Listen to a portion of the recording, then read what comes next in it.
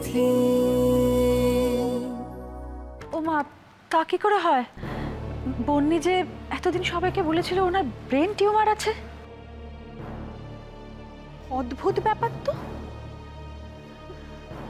কি বলছিস রিজু? কি বলছিস তুই?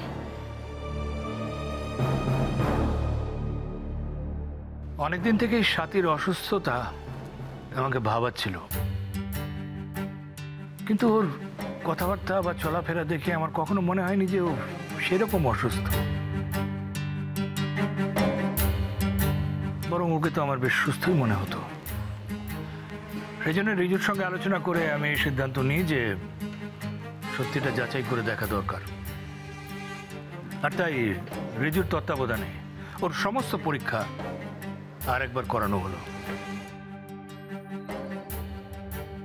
আর তার রিপোর্টে এটাই আছে যে স্বাতী সেরকম কিছু অসুস্থ নয়।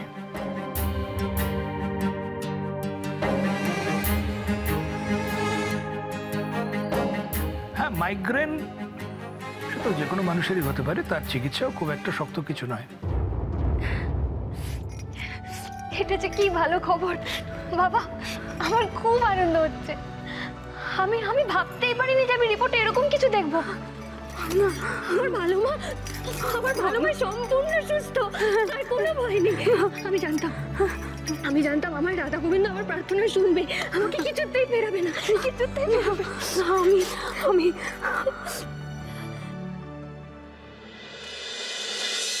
ভালো নেই মা, তোমার যে ব্রেন টিউমার, ডক্টর তো দেখাতেই হবে। এটা তো পেন কিলার মাসিমা, এটা রোজ খাওয়া উচিত নয়। এটা মাইগ্রেনের ব্যথার ওষুধ। তার মানে বন্নি, তুই দিনের পর দিন আমার কাছে শুধু মিথ্যে কথা বলে গেছিস। শুধু তাই নয় মাসিমা, ও যে শুধুমাত্র আপনার অসুস্থতার সুযোগ নিয়েছে তা নয়, ও আমাদের সবার কাছে সত্যিটা গোপন করে গেছে, লুকিয়ে গেছে।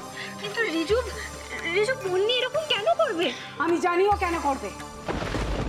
লোভ, ও সাংঘাতিক লোভ। তুই কিরকম মেরে নিজের মাকে পর্যন্ত ছাড়লি না, এত বড় মিথ্যে কথাটা বলতে পারলি? আমি তোর জন্য আজকে নিজের কাছে নিজে ছোট হয়ে গেছি, সবার কাছে আমার মাথা হেঁট হয়ে গেছে।